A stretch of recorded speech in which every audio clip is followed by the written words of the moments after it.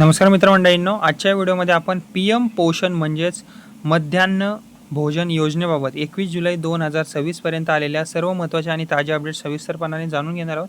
आणि या योजनेसाठी केंद्र सरकारने महाराष्ट्राला 1935.39 कोटींचा मोठा निधी जो आहे तो मंजूर केलेला आहे। मात्र या निधीसोबतच केंद्र सरकारने राज्यातील अंमलबजावणीबाबत अनेक गंभीर त्रुटी निदर्शनास आणलेल्या आहेत। ओके, तर एक एक अपडेट आपण जी आहे ती बघून घेऊयात।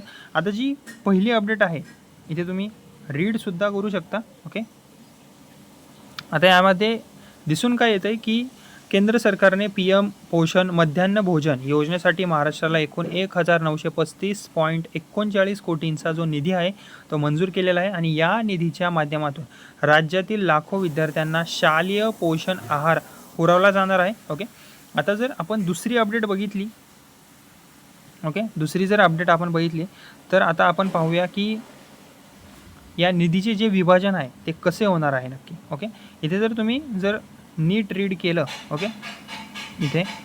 इथे दिसून येते की केंद्र सरकारचा जो वाटा आहे तो आहे 1217.02 कोटी।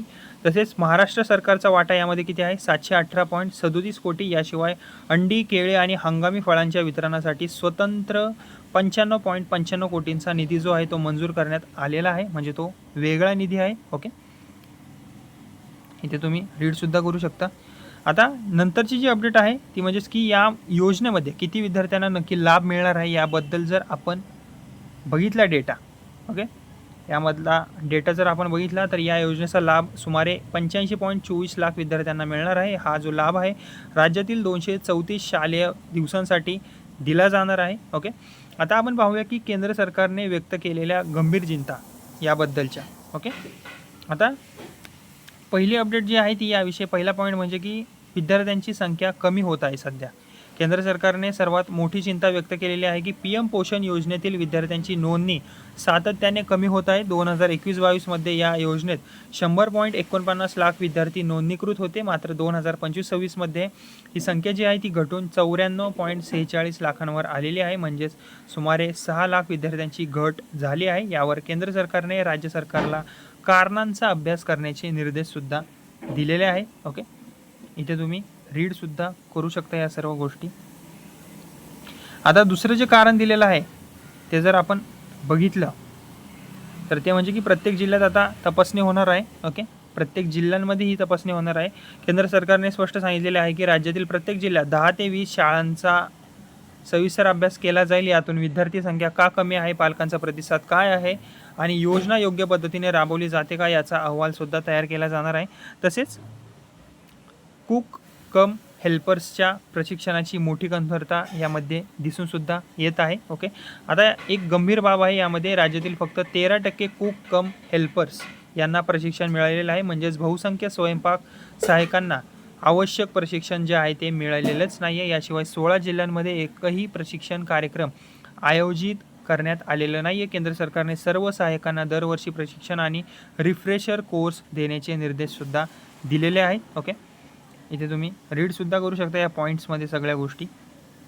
आता तसेच विद्यार्थ्यांच्या आरोग्य कार्यक्रमात मोठ्यासुद्धा त्रुटी ज्या आहेत त्या दिसून येत आहेत। आता ही आरोग्य विभागाशी संबंधित माहिती आहे, थोडीशी महत्त्वाची आहे। आता राज्यातील जर बघितलं आपण तर घासनाच्या गोळ्या, ओके, डिवॉर्मिंग टॅबलेट्स याला म्हणतात, घासनाच्या गोळ्या राज्यातील फक्त 40% विद्यार्थ्यांनाच या ज्या गोळ्या आहेत त्या देण्यात आलेल्या आहेत। याहूनही गंभीर बाब म्हणजे 15 जिल्ह्यांनी या गोळ्याचे वितरणच केलेले नाही आहे। ओके, हे सुद्धा दिसून येत आहे। आता नंतरची जर अपडेट आपण बघितली तर लोह आणि फॉलिक आम्लाच्या गोळ्यांचे वितरणही अपुरेच आहे। राज्यात फक्त 64% विद्यार्थ्यांना आयरन आणि फॉलिक ॲसिड गोळ्या देण्यात आल्या, तर अकोला, भंडारा, कोल्हापूर आणि परभणी या जिल्ह्यांनी या गोळ्यांचे वितरणच केले नसल्याची नोंद आहे। याबाबत केंद्राने नाराजी थोडीशी व्यक्त केलेली आहे। ओके, आता निधीचा जो वापर आहे तो पूर्णही झाला नाही, ही सुद्धा एक अपडेट आहे यामध्ये।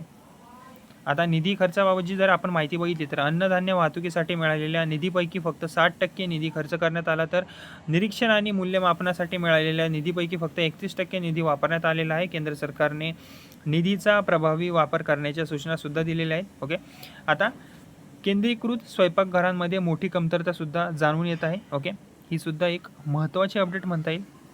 ओके. आता राज्यात 7,039 शाळांना केंद्रीकृत स्वयंपाकघरातून जेवण पुरवले जाते. मात्र या सर्व शाळांसाठी फक्त 1892 कुक कम हेल्पर्स नियुक्त आहेत. यामुळे मनुष्यबळाची मोठी कमतरता असल्याचे केंद्राने स्पष्ट केलेले आहे. आता LPG वापराबाबत सुद्धा एक निरीक्षण दिसून येत आहे. ओके, इथे तुम्ही रीडसुद्धा करू शकता. ओके, ही एक महत्त्वाची अपडेट म्हणता येईल. सुमारे राज्यातील 89% शाळांमध्ये स्वयंपाकासाठी LPGचा वापर केला जात आहे. ओके, आता ही जी बाब आहे ती चांगली आहे. मात्र अकोला जिल्ह्यात फक्त 17% शाळाच LPGवर स्थलांतरित झालेल्या आहेत. फक्त आणि फक्त अकोला जिल्ह्यातील फक्त 17% शाळा ह्या LPGवर स्थलांतरित झालेल्या आहेत. म्हणजे हा एकूण हा कमी टक्का आहे खूप.